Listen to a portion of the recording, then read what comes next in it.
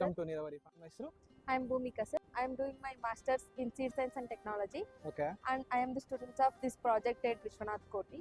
Hello viewers. ನಾನು ಇವತ್ತು ನಿಮಗೆ ಹೈಡ್ರೋಫೋನಿಕ್ಸ್ ಟೆಕ್ನಾಲಜಿನಲ್ಲಿ ಅಂದರೆ ಒನ್ ಆಫ್ ದಿ ಟೆಕ್ನಿಕ್ ಅದು ನ್ಯೂಟ್ರಿಯನ್ ಫಿಲ್ಮ್ ಟೆಕ್ನಿಕ್, ಅದನ್ನು ನಿಮ್ಗೆ ನಾನು ಎಕ್ಸ್ಪ್ಲೈನ್ ಮಾಡ್ತಾ ಇದ್ದೀನಿ.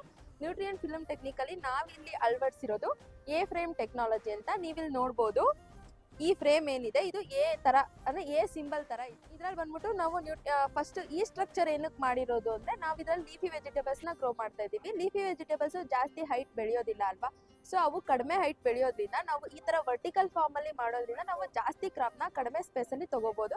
ಅದಕ್ಕೋಸ್ಕರ ಈ ಟೆಕ್ನಾಲಜಿನ ಮಾಡಿದೀವಿ. ಮೇಜರ್ ನ್ಯೂಟ್ರಿಯನ್ ಫಿಲ್ಮ್ ಟೆಕ್ನಿಕ್ ಅಂದ್ರೆ ಏನಂದ್ರೆ ನಾವು ಇದರಲ್ಲಿ ವಾಟರ್ನ ಈ ತರ ತಿನ್ ಲೇಯರ್ ಅಲ್ಲಿ ಯಾವಾಗ್ಲೂ ಹರಿಸ್ತಾ ಇರಬೇಕು. ಥಿನ್ ಲೇಯರ್ ಆಫ್ ವಾಟರ್ ಯಾವಾಗಲೂ ಇರುತ್ತೆ.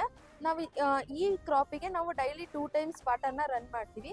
ಮೇಜರ್ ಹೈಡ್ರೋಫೋನಿಕ್ಸ್ ಟೆಕ್ನಾಲಜಿನಲ್ಲಿ ಏನು ನೋಡ್ಕೋಬೇಕಂದ್ರೆ ನ್ಯೂಟ್ರಿಯೆಂಟ್ ಕಾನ್ಸಂಟ್ರೇಷನ್ ಇನ್ ವಾಟರಲ್ಲಿ ಎಷ್ಟು ನ್ಯೂಟ್ರಿಯೆಂಟ್ ಕಾನ್ಸಂಟ್ರೇಷನ್ ಇದೆ ಮತ್ತು ವಾಟರ್ದು pH ಎಷ್ಟು, ಇದು ತುಂಬ ಇಂಪಾರ್ಟೆಂಟ್ ಆಗುತ್ತೆ. ಪ್ರತಿಯೊಂದು ಕ್ರಾಪಿಗೂ ಡಿಫ್ರೆಂಟ್ pH ಮತ್ತೆ ಡಿಫ್ರೆಂಟ್ ನ್ಯೂಟ್ರಿಯೆಂಟ್ಸ್ ಬೇಕಾಗುತ್ತೆ. ಸೊ ಅವೆರಡು ಮೇಂಟೈನ್ ಮಾಡಿ ನಾವು ಈ ಟೆಕ್ನಾಲಜಿ ಯೂಸ್ ಮಾಡಿಕೊಂಡು ಅಂದ್ರೆ ಅಕಸ್ಮಾತ್ ಇವಾಗ ಹೊರಗಡೆ ನಾವು ಫೀಲ್ಡ್ ಅಲ್ಲಿ ಬೆಳೆಯೋಕ್ಕಾಗದೇ ಇರೋ ಕ್ರಾಪ್ ನ ಈ ತರ ಹೈಡ್ರೋಫೋನಿಕ್ಸ್ ಟೆಕ್ನಾಲಜಿನಲ್ಲಿ ಬೆಳ್ಕೋಬಹುದು. ಎಷ್ಟು ದಿನ ಆಗುತ್ತೆ ಮ್ಯಾಮ್ ಇದು ಸೀಡ್ಲಿಂದ ಲೈಕ್ ಹಾರ್ವೆಸ್ಟ್ ಬರೋದು? ಸರ್ ಇದು ಲೀಫಿ ವೆಜಿಟೇಬಲ್ ಆಗಿರೋದ್ರಿಂದ ಇದಕ್ಕೆ 30 ರಿಂದ 35 ದಿವಸ ಬೇಕಾಗುತ್ತೆ. ಬೇರೆ ಕ್ರಾಪ್ಸ್ ಇವನ್ ಟೊಮೆಟೊ, ಬ್ರಿಂಜಾಲ್, ಕುಕುಂಬರ್ಸ್ ಅವೆಲ್ಲ 3 months ಕ್ರಾಪ್ ಇರುತ್ತೆ ಸರ್.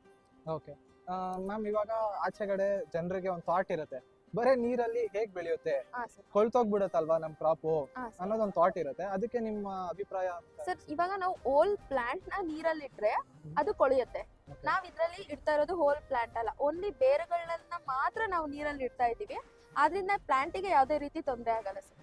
ಅದು ಜಸ್ಟ್ ಅದು ಗ್ರೋತ್ ಆಗುತ್ತೆ. ಗ್ರೋತಿಗೆ ಏನ್ ಸಪೋರ್ಟ್ ಬೇಕು? ನ್ಯೂಟ್ರಿಯೆಂಟ್ಸ್ ನಾವು ವಾಟರ್ ಥ್ರೂ ಸಪ್ಲೈ ಮಾಡ್ತಿದೀವಿ, ರೂಟ್ಸ್ ಅಬ್ಸರ್ವ್ ಮಾಡ್ಕೊಳ್ಳುತ್ತೆ, ಬೆಳೆಯುತ್ತೆ ಸರ್. ಇನ್ನೊಂದು ಹೈಡ್ರೋಫೋನಿಕ್ಸ್ ಟೆಕ್ನಾಲಜಿಯಿಂದ ಏನ್ ಅಡ್ವಾಂಟೇಜ್ ಅಂದ್ರೆ ನಾವು ಹೊರಗಡೆ ಬೆಳೆದ್ರೆ ನಮ್ಗೆ ಕಳೆಗಳೆಲ್ಲ ಬರ್ತಾ ಇರುತ್ತೆ. ಸೊ ಆ ಕಳೆಗಳನ್ನ ನಾವು ನಿಯಂತ್ರಣ ಮಾಡ್ಬೇಕಂದ್ರೆ ನಾವು ಜಾಸ್ತಿ ಸ್ಪ್ರೇಸ್ ಎಲ್ಲ ಮಾಡ್ಬೇಕಾಗುತ್ತೆ, ಹರ್ಬಿಸೈಡ್ಸ್ ನೆಲ್ಲ ಸ್ಪ್ರೇ ಮಾಡ್ಬೇಕಾಗುತ್ತೆ. ಅದರಿಂದ ಏನಾಗುತ್ತೆ, ಕ್ರಾಪ್ ಅಲ್ಲಿ residues, herbicide residues, chemical residues ಎಲ್ಲ ಉಳ್ಕೊಳ್ಳುತ್ತೆ. ಮತ್ತೆ ಹೊರಗಡೆ ನಾವು ಏನಾದ್ರು ಇನ್ಸೆಕ್ಟ್ಸ್ ಆಗ್ಬೋದು, ಡಿಸೀಸಸ್ ಆಗಿರ್ಬೋದು ಜಾಸ್ತಿ ಇರುತ್ತೆ. ನಾವು ಈ ತರ ಪಾಲಿಯೋಸ್ ಕಂಡೀಷನ್ ಅಲ್ಲಿ ಈ ತರ ಟೆಕ್ನಾಲಜಿ ಯೂಸ್ ಮಾಡ್ಕೊಂಡು ಗ್ರೋ ಮಾಡೋದ್ರಿಂದ ಡಿಸೀಸಸ್ ಇರಲ್ಲ, ಪೆಸ್ಟ್ಸ್ ಯಾವ್ದು ಬರಲ್ಲ. ಸೊ ನಾವು ಯಾವುದೇ ರೀತಿ ಕೆಮಿಕಲ್ ಸ್ಪ್ರೇಸ್ ನ ಮಾಡೋದಿರಲ್ಲ.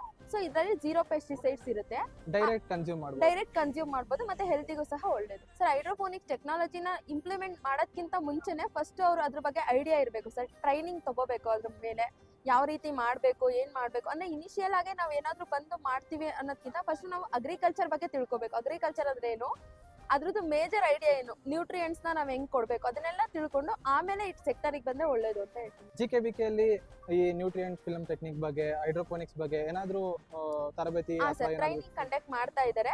ಸೊ ನೀವು ಏನಾದ್ರೂ ಹೆಚ್ಚಿನ ಇನ್ಫಾರ್ಮೇಶನ್ ಬೇಕು, ಟ್ರೈನಿಂಗ್ ಬಗ್ಗೆ ನಾನು ಟ್ರೈನಿಂಗ್ ಅಟೆಂಡ್ ಆಗ್ತೀನಿ ಅನ್ನಂಗಿದ್ರೆ ನಮ್ಮ ಈ ಪ್ರಾಜೆಕ್ಟ್ ಇಟ್ಟಿದ್ದಾರೆ ವಿಶ್ವನಾಥ್ ಕೋಟಿ, ಅವ್ರನ್ನ ನೀವು ಕಾಂಟ್ಯಾಕ್ಟ್ ಮಾಡಿದ್ರೆ ಅವ್ರು ನಿಮಗೆ ತಿಳಿಸ್ಕೊಡ್ತಾರೆ ಸರ್. ಟ್ರೈನಿಂಗ್ ಯಾವತ್ತಿರುತ್ತೆ, ನಾವು ಟ್ರೈನಿಂಗ್ ಅಲ್ಲಿ ಏನೇನು ವಿಷಯಗಳನ್ನ ಡಿಸ್ಕಸ್ ಮಾಡ್ತೀವಿ.